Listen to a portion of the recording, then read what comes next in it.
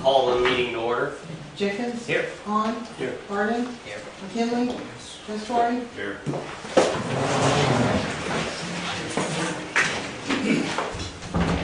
Allegiance to the flag of the United States of America and to the republic for which it stands, one nation, under God, indivisible, with liberty and justice for all.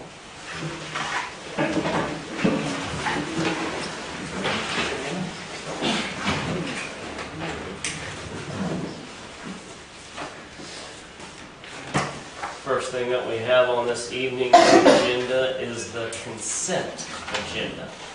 Make a motion to approve the consent agenda? I have a question about the consent agenda. We're paying these bills here. Yes. Do they come in more itemized than that?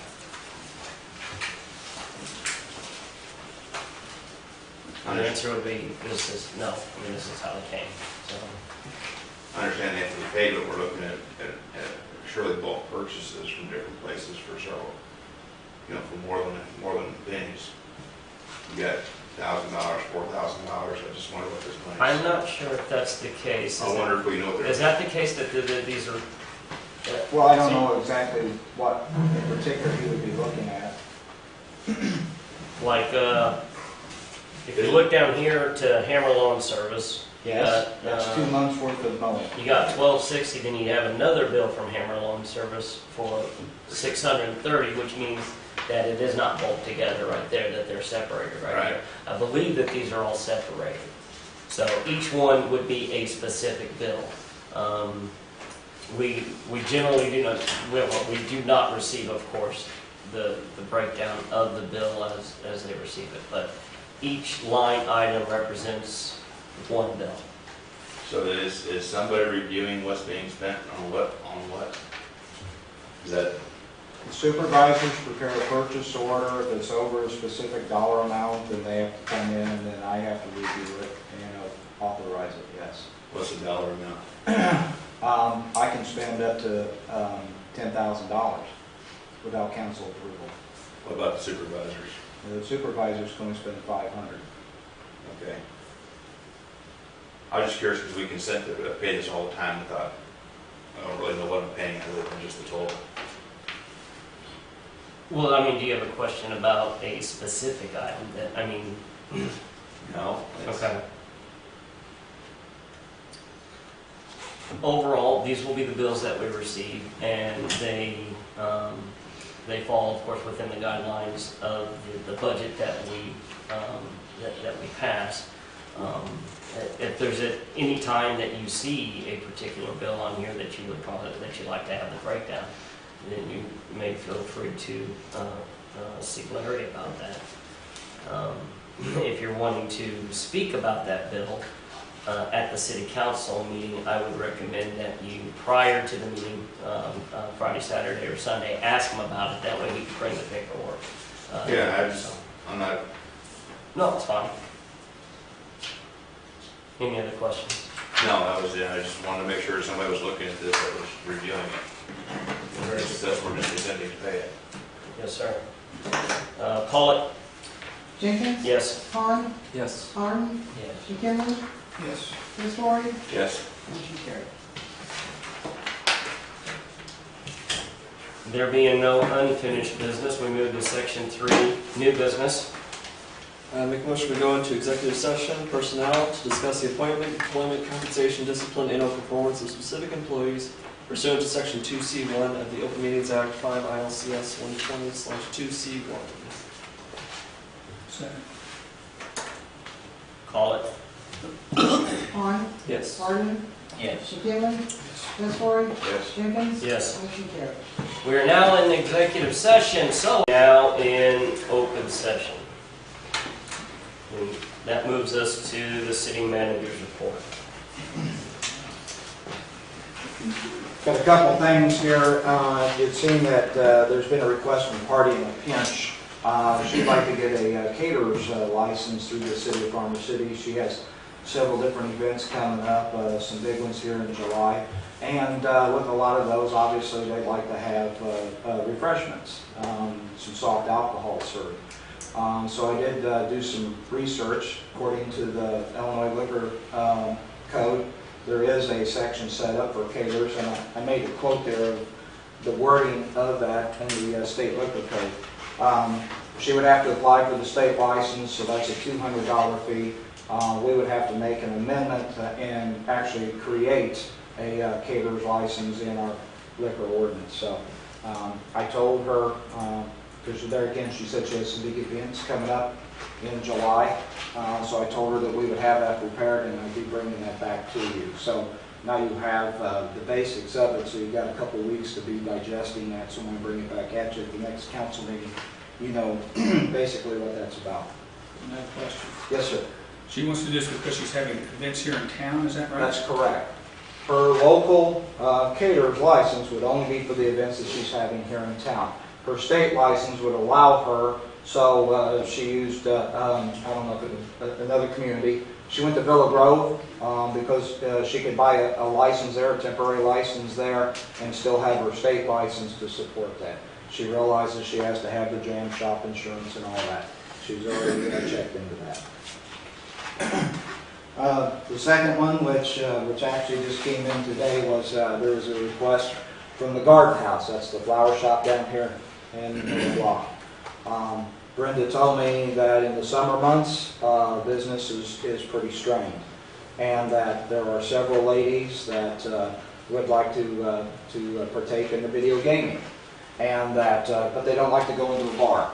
They like to go into the privacy of a facility and have video gaming. And by the same token, she would like to have wine or something there for them to be able to consume while they're doing the video gaming. We do have a license that is available that could be used for that. It's the A1, I'm sorry, A1. And she's aware of that. She's already trekked into the jam shop. She's already had the gaming commission guy down there and inspected her facility. So maybe giving you a little bit more follow-up on that one here in a little bit. So I have no idea how many machines she'd put in there. That would be between her and the gaming board. She might put in 5, can't she? I think that's the maximum, yes. But these are people she doesn't think would go to the bars. It's not going to interfere with the bar's That's business. correct. That's correct. Or the Hucks. Oh, kind of an older setting, Scott. We're going to have another one come and ask us too in time. I think Casey's going to come and ask us. I don't think Casey's does video gaming. I haven't been in a Casey's anywhere to see video gaming, and I've been in a lot of them. The gaming board limit the number of machines that we can have in a local area. I would think that would kind of saturate the territory. and Running the state kinda back take on away. They don't care. Okay, that's one thing, because you got the American Legion, you got 2 bars at Huck's, and Unless you create a license to stop somebody, if There's they're already- in the state. there's already been a fuss about the American Legion in the bars, so I'm not sure how a 4th one would be received. And I had a little conversation with her, and she understands that there could be some backlash, but something that she really wants to do. Where'd the A1 license come from? It's on the books. It's been on the books for quite a while. Is that a particular type of alcohol, or? It's just for consumption there on the premises. Everything. That beer and wine, or is that liquor? Yes, wine, everything. too? Everything? That's everything. Yeah, everything. And It's right there. I've not been in there. She, When the I flower be- shop, yeah. she has a room in the back Yes. that was remodeled, and that's where she'd like to put it there again. Now, the state's already been there. She realizes she has to put in the surveillance equipment. There's a lot of expense that she would have to go through to make it work. It's something she's wanting to do, so. How long was this A1 license been created? I don't know, that's why I grabbed the book, in case there was a question about it, because I learned. I don't think I had flag, Sandy, I'm sorry. 92, I think, is the section. Is there an ordinance that limits the number of bars or alcohol serving type of establishments that we can The have? different We have a licenses. number of licenses available, yes. Right, but there's not a general ordinance that said Farm City won't entertain more than 4 bars. Nope. Okay, But if you don't create additional licenses, then you don't need such an ordinance. okay, I understand. That's why I'm wondering how it's created. the time, they're knocked out. The bar closed up, it was banned. With licenses, and there's only so many, you can be so many taverns, and so many liquor stores. You know, So they package, so they, You want to read this to them, or you want me to? You can, you got to turn it Class A1 licenses which shall authorize the retail sale on the licensed premises specified of alcoholic liquor for consumption on the licensed premises without the package sales of such alcoholic liquor. The semi-annual fee for such licenses shall be $400. In addition to the foregoing, a Class A licensee may purchase a Sunday sales option for the additional semi-annual fee of $50, which option shall allow the licensee the right to sell alcoholic liquor on Sundays as set forth in state statutes 1, or our statutes 110.40E. When was that? 1997? Was that dated?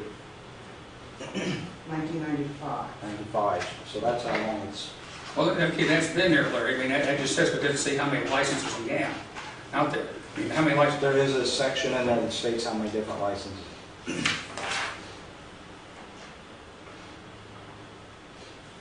Number of licenses. The city, no more than a total of 2 Class A or Class A1 licenses, 3 Bs, 2 Cs, 2 Ds, 2 Es, and 1 F. The last time that Read that was again, 2 As and or Class A1 licenses, 3 Bs, 2 Cs, 2 Ds, 2 Es, and 1 F. And when was that adopted? Well, the last update was in '03. So we But could it was have, adopted in We have '95. to create another one just to look at this. It says and or. so we could have 10 liquor establishments in Farmer City. If they by that. Used to have more than 10, Scott. Yeah.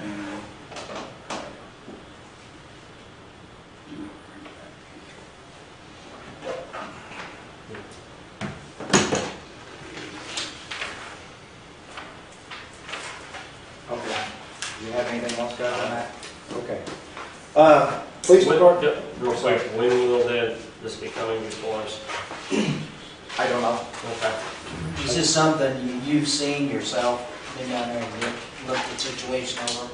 It's hard for me to visualize a flower shop in a, I don't know what you would call it. Understand. Yes. I was down there today and talked to her, so. There's a deep back room in it. She's got a counter, and then she's got a cooler back behind her, maybe on the side too. And you can walk back in the back end is part where she is, and it's pretty deep back in there. All completely remodeled. Something else? Police department's added a part-time police officer right at 2 weeks ago. Josh McLean was brought on board. Josh had applied here with the city of Farmer City a couple of years ago. He is a Farmer City resident. Josh had asked the city to put him through the part-time training program. The city didn't have the funds to do that. Quite frankly, we've never sent anybody through the part-time training academy. Josh got hired by Warrensburg, and Warrensburg supported him in getting him through the program. He currently works here, hasn't put in a lot of hours yet. He's going through an internal FTO program with the police chief and some of the other officers. He works at Warrensburg and Oakwood. Josh is lives down on Water Street. I don't know if you know him or not. I've got, with the FOP, we need to look into this, because if we start, I'm just leery of working him so many hours and then we have to do something. Part-time employees are not covered in any means through FOP. Okay, well, I just want to double check that. For general order of police. Yes, that sir. would be- Yes. Yes. Water department, there was a question the other day, and I think maybe the mayor might have sent me something that he had had an inquiry. Everybody wanted to know what was going on down there on Richardson Street. The water main, I think I reported to you, had been charged. Quite frankly, you got to get clear samples before you can go any farther. So it's been sitting there for a couple of weeks with the water in it. 2 bad samples came back. Calvin said he believes that that's because he drew the samples out of the fire hydrant. It was the only place that he could. Clear sample finally came back. EPA's given us the blessings.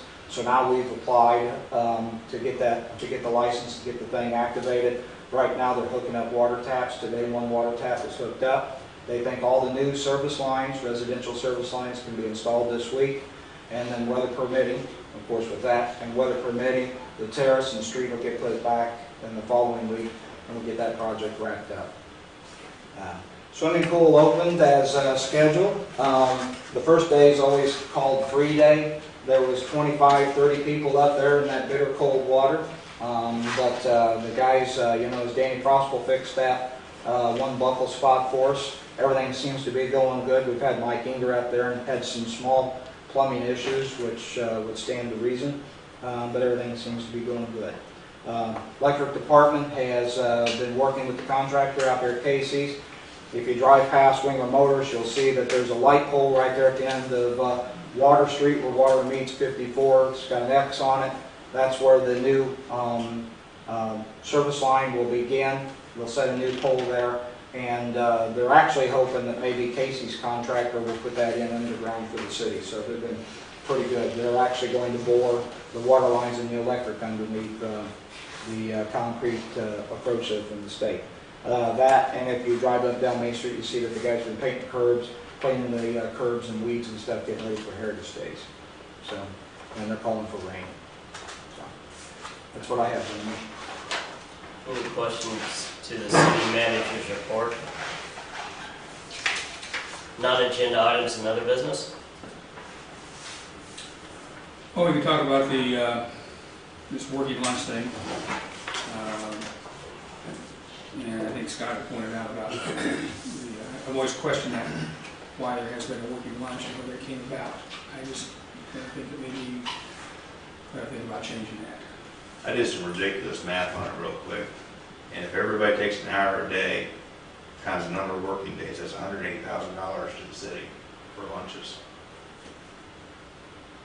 And that's just ridiculous. Right? If they take a half-hour lunch, it's half of that. But we don't know how. I mean, you said that there's nothing that has in our policies that says this is the amount of time that you have for lunch, correct? There's nothing that's written down. So, according to Illinois state law, Illinois law requires employers to permit employees who are to work 7.5 continuous hours or more to take a meal period of at least 20 minutes. And that meal period may be unpaid, and it must be given in employee no later than 5 hours after beginning work. So that's the state statute. It's 20 minutes for 7.5 hours. Okay, isn't the theory of a working lunch that the guy skips his lunch and takes off early for the day? That's why they're only doing 8 hours for the day. So you said their hours are 7 to 3. So if you take your lunch by the statute, they should be taking their lunch around noon. But my understanding of the working lunch informally, my informal understanding is that a guy skips his lunch and gets to leave early. Is that what's happening or not? No, actually, I don't think that there's no policy. What it sounds like to me, at least in discussion, that there is no policy set forth on how long an individual can take a lunch and what have you. So I think that should be a policy.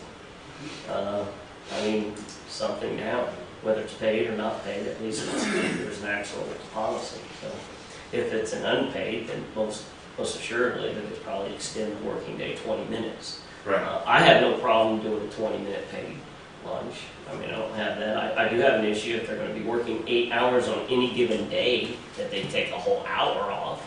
I mean, but I don't know, or I won't even make that accusation that they are. I have no working knowledge of that whatsoever. So I do not believe, gentlemen, that that's happening. no, and I don't. Neither do I. But you still should have something as a policy so that the employees know.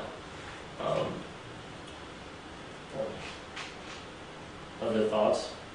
I guess I have to ask you, because you've been around here, you've been an employee and been a part of this when this came about. I was in the police department. Larry, that doesn't make any difference. You were an employee at the time and you weren't unionized or anything back then. So you were a part of this too in some way. You know, you've been here long enough to know, you've been here a long time. And at one time there was a policy, and a manual that set down that, you're going to take so much time off for lunch and everything. That's correct. The only thing that I can tell you is when I said I was in the police department, I can remember that the Department of Labor came in here several years ago and went through time cards, and I was clocking out for lunch. So they asked, who's the officer that's on duty when you clock out for lunch? And I said, there isn't one. I'm it. And they're like, no, a police officer does not clock out for lunch. He's always subject to call. That's why I'm answering you the way I am. So it's a different scenario. Yes, I was here when this took place, but there again, I believe that that was maybe Trent Smith that might have allowed this or created this policy.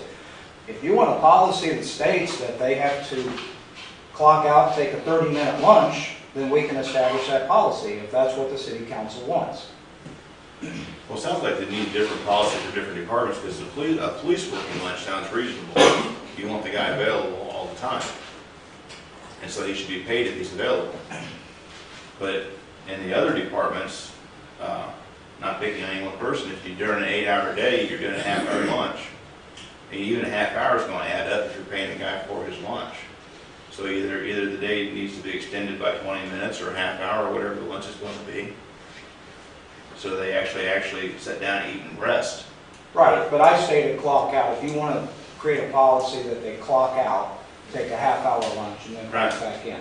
So then that half-hour time frame, if they need to go and run an errand, they can, because they would be on their own time. I mean, I'm trying to think of any job where a person's paid for their lunch, other than a secretary or an office worker, you know, who's actually sitting at their desk doing stuff while they're working. So, you see what I'm saying? I understand what you're saying, yeah. And they probably, And I think they may be sitting at their desk, but they probably wouldn't be doing any work. They might be, maybe somewhat, but they just kick back and can take a break. Right. Turn away from it for a while. It's obviously something we need to figure out and work. Yes, I think so. Well, I don't think that we need to set the policy. I think the city manager will set the policy. I think that a policy needs to be set in place, and I would I like think to you know. just present us with a policy that needs to be set, you know. Agree. But we do set the policy, because we vote on it. Agree, but we're not the ones that I think that are going to come up with a policy, so. I would recommend that we have a policy in place. I'll And bring you if something you back could at the present next something, meeting. yeah, if you could present something back to us, something that, And it might need to be unique to the department too, because each department has different needs. Well, it will not cover the police department because they I'd have like a to have a contract. garage. Right. Whatever we come up with, it's the same, maybe the police officer. But I mean, if the electric company gets called off their lunch to service a line, then we need to account for that kind of thing. That's sorry, I'm rambling. Oh, I think you do have to take that into consideration. You know, if there's an emergency that comes up and they have to be called off of it or whatever, they have to consider that. we'd appreciate a policy Okay. being brought back, so. Very good. Any other non-agenda items? When will Main Street be closed off, Wednesday or Thursday? Wednesday.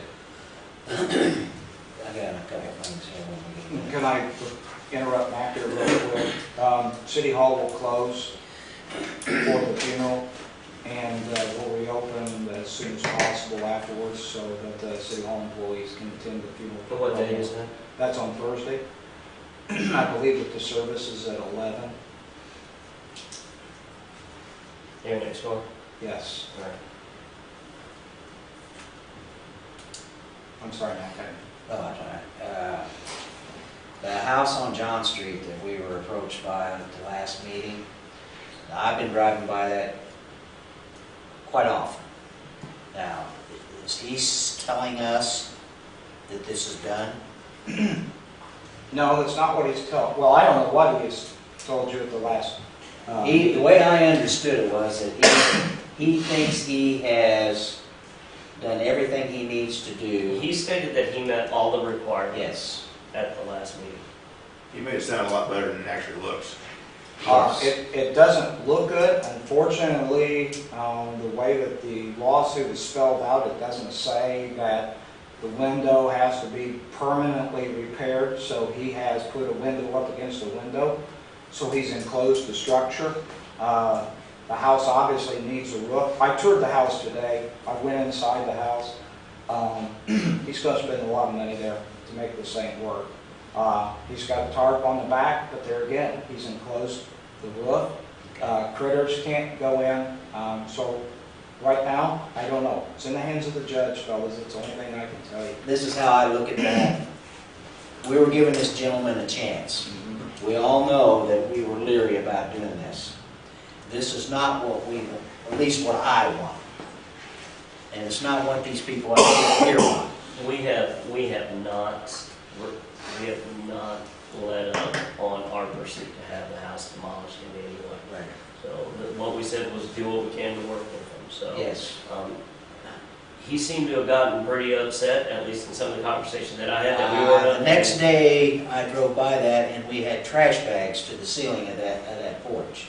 He had no reason to get upset with us. I didn't know that. He explained himself on that in his defense. He did explain himself. He said, I cleaned out the house itself, and I've got to get the trash man there to get everything picked up. And I just say, that's just what he quoted here, because you weren't here last time, were you? Yeah. Were you here last week? Yeah. Okay. That's what he's, you know.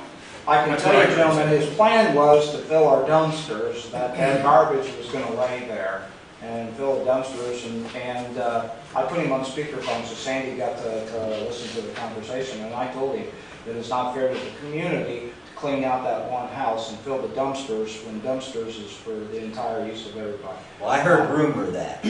And so, he's hauled all that garbage out. I was afraid maybe he threw it back inside.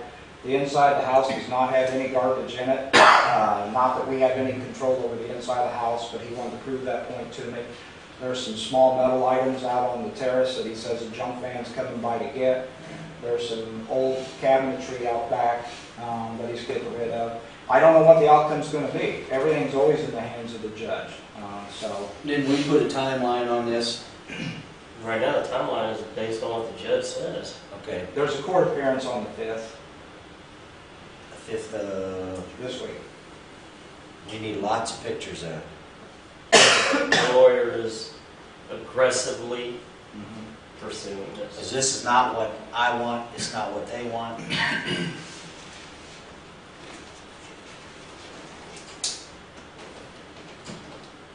I appreciate you bringing that up. Other non-agenda items. John Street. Have you spoke to the Chamber of Commerce about, they have the farmers market? They have a group from St. Joe, a winery, that's wanting to, I believe, give out samples. Could you touch base with Jonathan on that and what that would look like? I know that they were interested. It sounded like, I don't know, an interesting idea. But I think that was the only thing that I had. Oh, the Summers tree down the street.